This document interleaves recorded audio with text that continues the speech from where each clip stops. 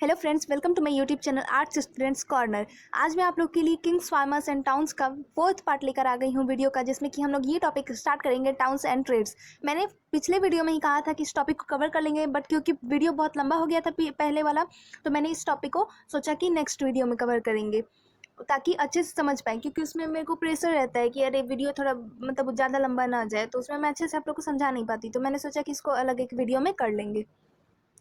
तो अभी हम लोग इसको कंटिन्यू करेंगे। 6th जो टॉपिक है इस चैप्टर का, किंग्स फार्मर्स एंड टाउन्स का, जिसमें कि हम लोग पढ़ेंगे अब टाउन्स एंड ट्रेड के बारे में। यहाँ पे बगल में हिस्ट्री ऑफ पाटलिपुत्र दिया गया है, पहले हम इसको भी पढ़ लेंगे, उसके बाद हम लोग इसको कंटिन्यू करेंगे टाउन्स एंड ट्रेड को। सबसे पहले हम लोग पढ़ लेते हैं द हिस्ट्री ऑफ पाटलिपुत्र, मतलब पाटलिपुत्र का इतिहास। Each city had a history of its own. प्रत्येक नगर का अपना एक इतिहास था और इतिहास होता है। Pataliputra for instance began as a village known as Pataligrama. Pataliputra उदाहरण के तौर पे पाटलिपुत्र का विकास पाटलीग्राम नाम के एक गांव से हुआ। Then in the 5th century BC, the Magadhan rulers decided to shift their capital from Rajagaha to this settlement and renamed it. फिर 5वीं सदी ईसा पूर्व में मगध शासकों ने अपनी राजधानी राजागाह से हटाकर इसे बस्ती में लाने का निर्णय किया और इसका नाम बदल दिया।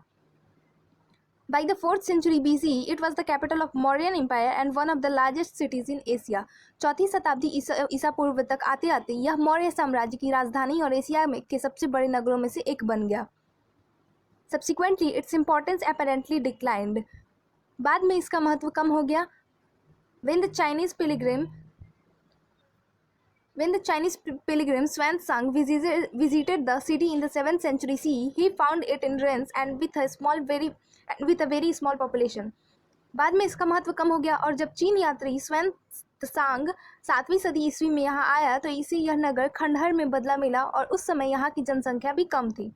ये जो चाइनीज़ लोगों का नाम होता है ना, बहुत डिफिकल्ट होता है। एक पाइयान था, एक अभी ये स्वान-त्सांग, पढ़ने में ही दिमाग खराब हो जाता है। अब देख के हम लोग क्या पढ़ेंगे, एक्स से स्टार्ट है, एक्स से प्रोनाउंसिएशन ही होगा, पता नहीं क्या होगा, और इसको तो हम लोग जैंग ही ना पढ़ेंगे, तो इसको पढ़ेंगे हम लोग सांग, मतलब आधा तो मतलब सा सांग, वो वाला बहुत डिफिकल्ट है। तो आप लोग को समझ आ गया होगा। ये हो इससे क्वेश्चन आने की उम्मीद कम है, बट आ भी सकते हैं, कोई ठीक नहीं है। हाँ, एक नंबर का इसमें से क्वेश्चन आ सकता है कि पाटलिपुत्र का मतलब पहले नाम क्या था। पाटलीग्राम नाम के गांव से इसका विकास हुआ, तो ये आ सकता है। बाकी मुझे नहीं लगता इससे ज़्यादा कुछ क्वेश्चन आएंगे, बट ठीक है। एक ये चाइनीज़ पिलग्रिम का नाम आ सकता है। चलिए अब देख लेते हैं हम लोग अपने मेन टॉपिक को, जिसका कि नाम है टाउन्स एंड ट्रेड्स। इसका फर्स्ट सब टॉपिक है न्यू सिटीज़। सो हमारा फर्स्ट टॉपिक है मतलब इस वीडियो का टाउन्स एंड ट्रेड्स। टाउन्स मतलब नगर होता है, ट्रेड मतलब व्यापार होता है। न्यू सिटीज़ यानी कि नए नगर। Let us retrace our steps back to the urban centers that emerged in several parts of the subcontinent from 6th century BCE. आइए उन नगरों की बात करें जिनका विकास लगभग 6ठी शताब्दी ईसा पूर्व उपमहाद्वीप के विभिन्न क्षेत्रों में हुआ। As we have seen, many of these were capitals of महाजनपद। जैसा कि हमने पढ़ा है और देखा इस चैप्टर में, अधिकांश नगर महाजनपदों की राजधानी थे। Virtually all major towns were located along routes of communication. प्रायः सभी नगर संचार मार्गों के किनारे बसे थे। Some such as Patliputra were on riverine routes, others such as Ujjaini were along land routes, and yet others such as Puhar were near the coast, from where sea routes began. Many cities like Mathura were bustling centers of commercial, cultural and political activity. Pataliputra जैसे कुछ नगर नदी मार्ग के किनारे बसे थे। उज्जैनी जैसे अन्य नगर भूतल मार्गों के किनारे थे। इसके अलावा पुहार जैसे नगर समुद्र तट पर थे, जहाँ से समुद्री मार्ग प्रारंभ हुए। मथुरा जैसे अनेक शहर व्यावसायिक, सांस्कृतिक और राजनीतिक गतिविधियों के केंद्र थे, मतलब वहीं पे ये सब मेनली काम होते थे। अभी भी आप लोग देखे ही होंगे, गुजरात में ही वो कपड़े बनाने का कुछ ज़्यादा काम होता है, तो वो पहले ही से चला आ रहा है। अब हम लोग पढ़ेंगे अर्बन पॉपुलेशन यानी कि नगर की जनसंख्या, नगरीय जनसंख्या। एलाइट्स एंड क्राफ्ट पर्सन्स यानी कि संभ्रांत वर्ग और शिल्पकार। We have seen that kings and ruling elites lived in fortified cities. हमने पढ़ा है कि शासक वर्ग और राजा किलेबंद नगरों में रहते थे। Although it is difficult to conduct extensive excavations at most sites because people live in these areas even today, unlike the Harappan cities, a wide range of artifacts have been recovered from them. यद्यपि इनमें से अधिकांश स्थलों पर व्यापक रूप से खुदाई करना संभव नहीं है, क्योंकि आज भी इन क्षेत्रों में लोग रहते हैं, हड़प्पा शहरों से भिन्न, लेकिन फिर भी यहाँ से विभिन्न प्रकार के पुरावशेष प्राप्त हुए हैं। These include fine pottery bowls and dishes with a glossy finish known as northern black polished ware, probably used by rich people, and ornaments, tools, weapons, vessels, figurines made of a wide range of materials: gold, silver, copper, bronze, ivory, glass, shell and terracotta. Terracotta क्या था? Burned clay. और इनमें उत्कृष्ट श्रेणी के मिट्टी के कटोरे और थालियां मिली हैं जिन पर चमकदार कलाई चढ़ी है। इन्हें उत्तरी कृष्ण मार्जित पात्र कहा जाता है। संभवतः इनका उपयोग अमीर लोग किया करते होंगे और साथ ही ये सोने, चांदी, कांस, तांबे, हाथी दांत, शीशे जैसे तरह तरह के पदार्थों के बने गहने, उपकरण, हथियार, बर्तन, सीप और पक्की मिट्टी मिली है, यानी कि टेराकोटा। चलते हैं नेक्स्ट पैरा की ओर। उससे पहले एक मैप है, उसको भी हम लोग देख लेते हैं। देख सकते हैं आप लोग, यहाँ एक मैप दिया हुआ है, some important kingdoms and towns, यानी कि कुछ महत्वपूर्ण राज्य और नगर। पाटलिपुत्र आपको दिख रहा है, राजगीर दिख रहा है, इसको राजागाह कहा जाता था पहले। और उज्जैनी यहाँ पे है, मथुरा यहाँ पे है, सब आप देख सकते हैं। और इधर चोला, चेरास, पांड्यास का विकास हुआ तो उनका यहाँ पे दिया हुआ है, इसे आप लोग देख लीजिएगा क्वेश्चन। और ये देख सकते हैं आप लोग, तक्षशिला यहाँ पे है। चलिए आगे बढ़ते हैं। By the 2nd century BCE, we find short votive inscriptions in a number of cities. द्वितीय शताब्दी ईसा पूर्व आते आते हमें कई नगरों में छोटे दानात्मक अभिलेख प्राप्त होते हैं। These mention the name of the donor and sometimes specify his or her occupation as well. इनमें दाता के नाम के साथ साथ प्रायः उसके व्यवसाय का भी उल्लेख होता है। They tell us about people who lived in towns, washing folk, weavers, scribes, carpenters, potters, goldsmiths, blacksmiths, officials, religious teachers, merchants and kings. इनमें नगरों में रहने वाले धोबी, बुनकर, लिपिक, बढ़ई, कुम्हार, स्वर्णकार, लौहकार, अधिकारी, धार्मिक गुरु, व्यापारी और राजाओं के बारे में विवरण लिखे होते हैं। Sometimes guilds or श्रेणीज, organizations of craft producers and merchants are mentioned as well. कभी कभी उत्पादकों और व्यापारियों के संघ का भी उल्लेख मिलता है जिन्हें श्रेणी कहा गया है। These guilds probably procured raw materials, regulated production and marketed the finished product. ये श्रेणियां संभवतः पहले कच्चे माल को खरीदती थी, फिर उनसे सामान तैयार कर बाजार में बेच देती थी। It is likely that craft persons used a range of iron tools to meet the growing demands of urban elites. यह संभव है कि शिल्पकारों ने नगर में रहने वाले संभ्रांत लोगों की बढ़ती मांग को पूरा करने के लिए कई प्रकार के लौह उपकरणों का प्रयोग किया हो। सो ये हमारा सब टॉपिक यहीं पे खत्म होता है। बगल में एक चीज दिया हुआ है, वोटिव। वोटिव क्या है? Votive inscriptions record gifts made to religious institutions, यानी कि दानात्मक अभिलेखों में धार्मिक संस्थाओं को दिए दान का विवरण होता है। ये सब क्वेश्चंस आ सकते हैं आपके वन वर्ड या नहीं, वन वर्ड नहीं, 1 मार्क्स में आपके आ सकते हैं। 1 वर्ड तो है नहीं ये।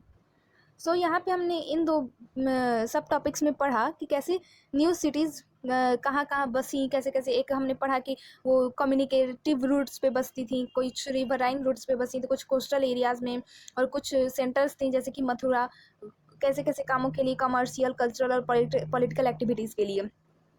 और फिर हमने पढ़ा अर्बन पॉपुलेशन कैसी थी, वहाँ एलाइट्स और क्राफ्ट पर्सनस के बारे में हमने पढ़ा कि वहाँ पे कैसे कैसे हमें चीज़ें मिली हैं।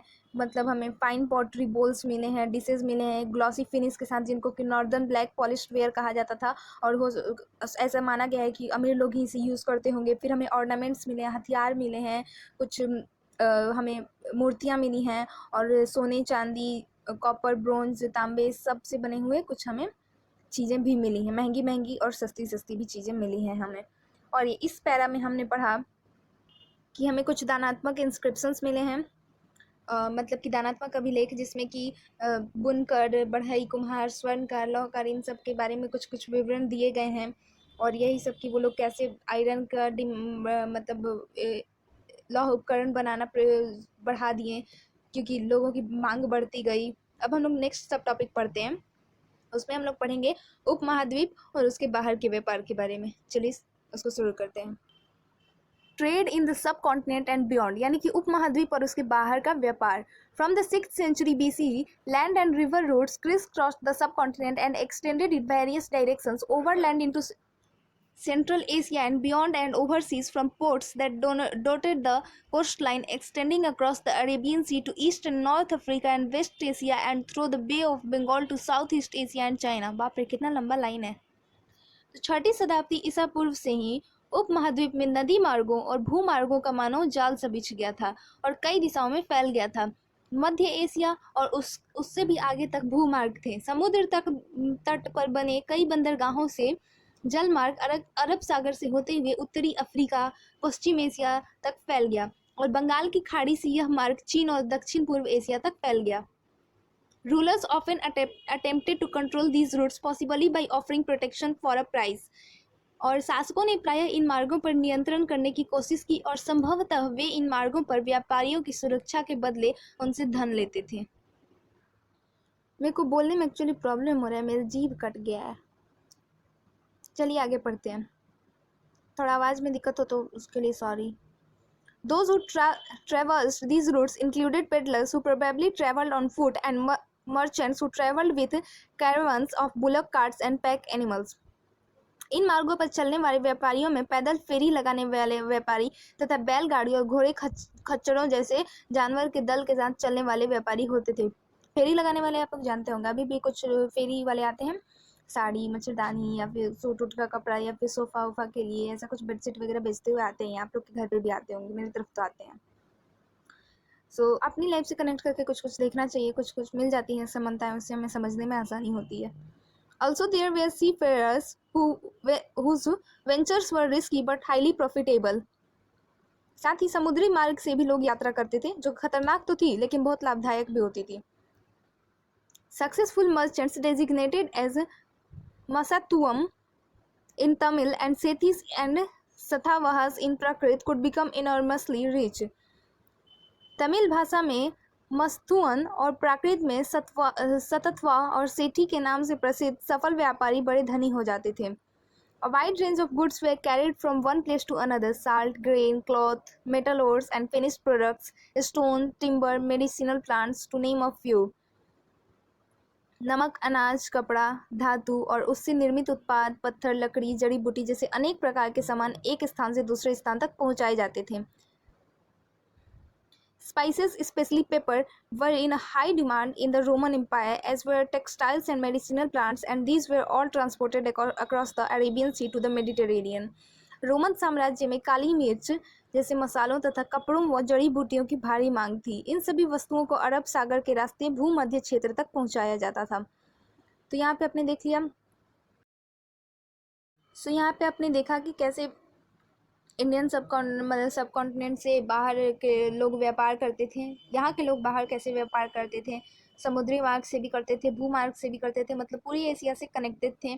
और किस किस चीज़ों का व्यापार करते थे ये भी आपने देखा। रोमन एम्पायर में पेपर की बहुत ज़्यादा मांग थी, तो और ये भारत मसालों के लिए बहुत प्रसिद्ध था और ख़ास करके पेपर के लिए, तो रोमन एम्पायर में उसकी बहुत ज़्यादा मांग थी, तो यहाँ से उसका बहुत ज़्यादा ट्रेडिंग होता था रोमन एम्पायर में अरेबियन सी के थ्रू।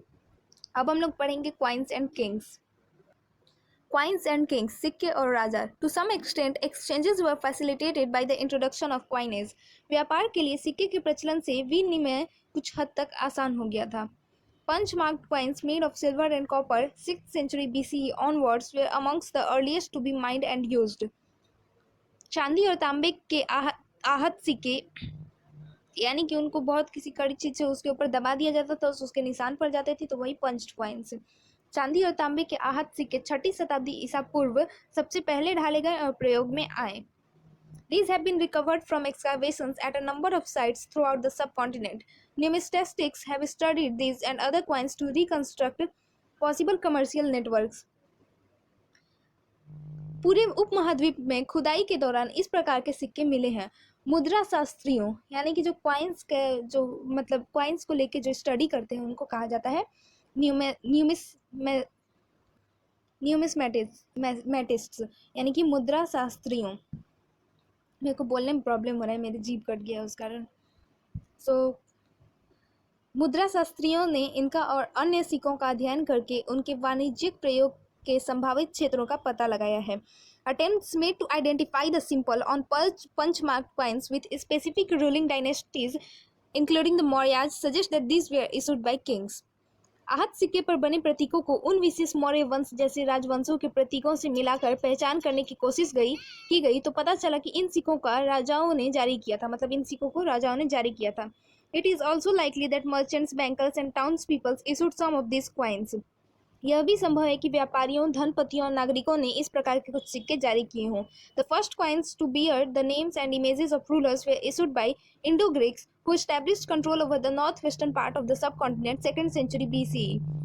शासकों की प्रतिमा और नाम के साथ सबसे पहले सिक्के हिंद यूनानी शासकों ने जारी किए थे, जिन्होंने 2वीं शताब्दी ईसा पूर्व में उपमहाद्वीप के पूर्वोत्तर क्षेत्र पर नियंत्रण स्थापित किया था।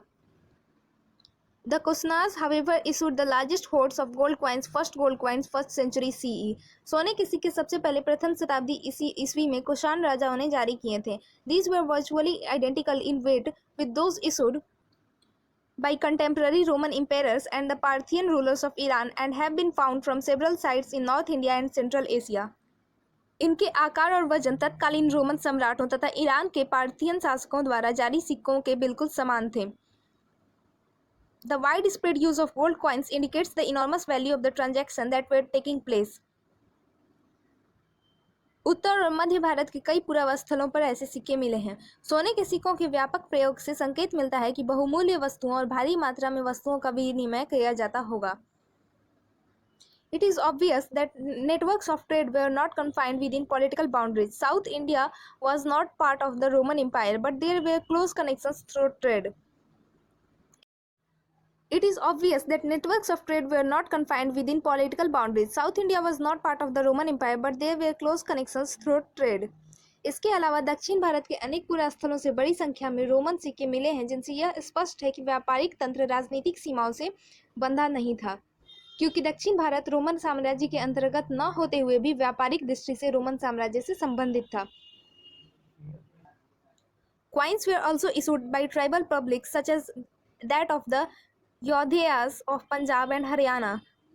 पंजाब और हरियाणा जैसे क्षेत्रों में योधेय प्रथम शताब्दी ईस्वी कबायली गणराज्यों ने भी सिक्के जारी किए थे। Archaeologist have unearthed several thousand copper coins issued by the Yodhiyas, pointing to the latter's interest and participation in economic exchanges। पुराविदों को योधेय शासकों द्वारा जारी तांबे के सिक्के हजारों की संख्या में मिले हैं, जिनसे योधेयों की व्यापार में रुचि और सहभागिता परिलक्षित होती है। मतलब उससे पता चलता है कि वो लोग इंटरेस्टेड थे। Some of the most spectacular gold coins were issued by the Gupta rulers। The earliest issues are remarkable for their purity। These coins facilitated long-distance transactions from which kings also benefited। सोने के सबसे भव्य सिक्कों में से कुछ गुप्त शासकों ने जारी किए। इनके आरंभिक सिक्कों में प्रयुक्त सोना अति उत्तम था। इन सिक्कों के माध्यम से दूर देशों से व्यापार विनिमय करने में आसानी होती थी, जिससे शासकों को भी लाभ होता था। From 6th century CE onwards, finds of gold coin taper off। 6ठी शताब्दी ईस्वी से सोने के सिक्के मिलने कम हो गए। Does this indicate that there was some kind of an economic crisis? क्या इससे यह संकेत मिलता है कि उस काल में कुछ आर्थिक संकट पैदा हो गया था? Historians are divided on this issue। इतिहासकारों में इसे लेकर मतभेद होते रहते हैं। Some suggest that with the collapse of the Western Roman Empire, long-distance trade declined, and this affected the prosperity of the states, communities, and regions that had benefited from it। कुछ का कहना है कि रोमन साम्राज्य के पतन के बाद दूरवर्ती व्यापार में कमी आई, जिससे उन राज्यों, समुदायों और क्षेत्रों की संपन्नता पर असर पड़ा जिन्हें दूरवर्ती व्यापार से लाभ मिलता था।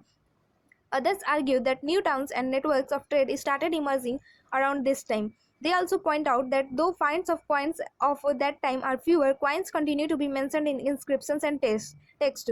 Could it be that there are fewer finds because coins were in circulation rather than being hoarded? और अन्य का कहना था कि इस काल में नए नगरों और व्यापार के नवीन तंत्रों का उदय होने लगा था। उनका यह भी कहना है कि यद्यपि इस काल के सोने के सिक्कों का मिलना तो कम हो गया, लेकिन अभिलेखों और ग्रंथों में सिक्के का उल्लेख होता रहा है। क्या इसका अर्थ यह हो सकता है कि सिक्के इसलिए कम मिलते हैं क्योंकि वे प्रचलन में थे और उनका किसी ने संग्रह करके नहीं रखा था? तो ये हमारा टॉपिक यहीं पर खत्म होता है। बगल में कुछ कुछ कॉइन्स के बारे में दिए गए हैं, आप लोग उसको पढ़ लीजिएगा। अगला टॉपिक हम लोग नेक्स्ट वीडियो में कवर करेंगे।